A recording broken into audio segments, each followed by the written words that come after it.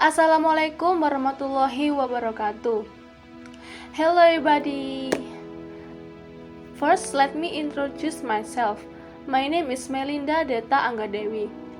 I'm 5th semester. I'm from English Education, Majapahit Islamic University. Today, in this video, I will explain our presentation about Introduction English for Specific Purpose. Please see my material in my PowerPoint. Let's start. Okay, I will start my presentation. The first agenda is what is ESP. Next slide about definition. Have many definition of ESP.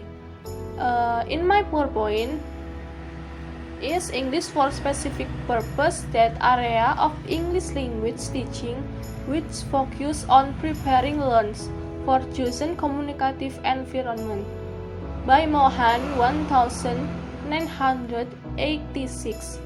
And other definition is branch of English language teaching that aim to teach students the language need to perform in certain role. I also have simple definition about ESP. I think ESP is the teaching or learning of English for a very specific rather for a very general. ESP divided into two parts or types. Number one, or the first, is ESP for academic purpose or EAP, and the second is English for occupational purpose or EOP. EAP like a doctor, lawyer, and many other. EOP like a tourism, nursing, aviation, bricklaying, and others. The next slide about absolute characteristic of ESP. There are three absolute characteristics. The first is designed to meet specific needs of the learners. The second is related in the contents to particular disciplines, occupation, and activities. And the last centered on the language appropriate to those activities in syntax, lexis, discourse, and etc. The next agenda about what is ESP important. ESP has become increasingly important as three. The first is there has been an increasing in vocational training and learning throughout the world. Now ESP very important for vocational training and learning. The second is increasing use of English as the language of international communication. English is the main language in the world. So many people study about that. The last is students are starting to learn and therefore master general English at a younger age and so move on to ESP at an earlier age. I'm start about English language in elementary school and can move to begin ESP learning when I'm in university. The next slide about acronym in ESP. There are 11 acronyms in ESP. Number one is CLIC, or Contents and Language Integrated Learning. Number two is EAP, or English for Academic Purpose. Number three is EPP, or English for Business Purpose. Number four, ESAP, or English for Specific Academic Purpose. Number 5, EGAP, or English for General Academic Purpose. Number 6, EMP or English for medical purpose. Number 7 is English for occupational purpose or EOP. Number 8 is English for professional purpose or EPP.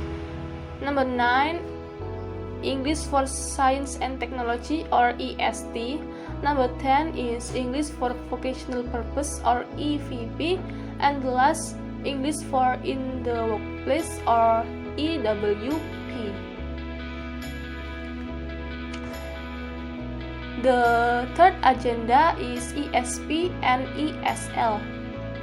How is English for specific purpose or ESP different from English as a second language or ESL, also known as General English? There are three different between ESP and ESL. The first difference about learners.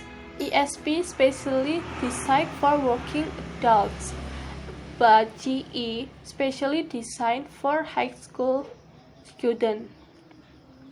The second difference about aim or goals.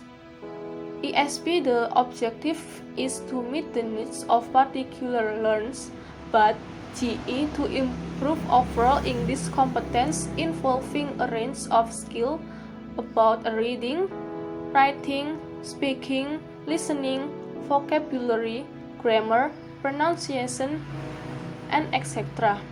And the last about concert, sphere of interest. ESP to design a suitable course for different type of group or learners in accordance with their needs, but GE design course targeting vocabulary work, spelling, grammar, pronunciation, language function, and etc. Okay, let's move to the next slide. Next slide about as an ESP teacher you must. The first is organizing course. Because be a teacher, you must set learning goals with timing of activities. The second is setting goals and objectives.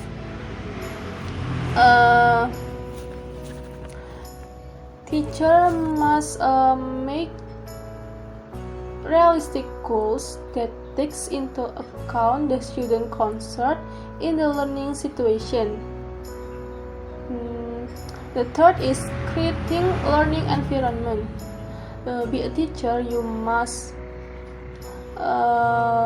have skill to make your class or course more interest so your student can enjoy it. The fourth is evaluating student.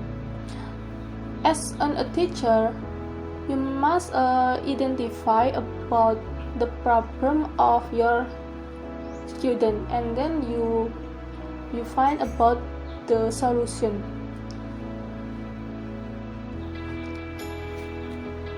The next, interest for learning. Some ESP students only focus on the meaning of ESP. Only focus in learning. The next is subject contents knowledge. Be a teacher, you must know about knowledge of your student. And the last, learning strategies. Be a teacher, you must make your class more different with other class.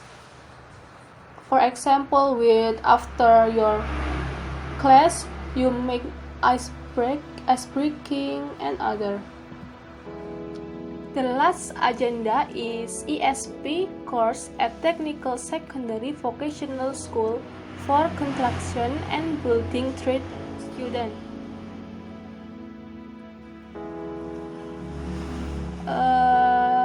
There are three reasons for the emergence of ESP. The reason is the revolution in linguistics, the demands of brave new words, and focus on the learner. ESP has some following characteristic. ESP is to fulfill some particular requirement of the learners. ESP include grammar, lexics, skill, and varieties of activities. ESP can have some particular discipline. ESP is mainly planned for intermediate of advanced students. ESP is planned for adult learners who can be at secondary level, also that is in a professional work situation. That's all my presentation about introduction English for specific purpose. I hope you can understand and can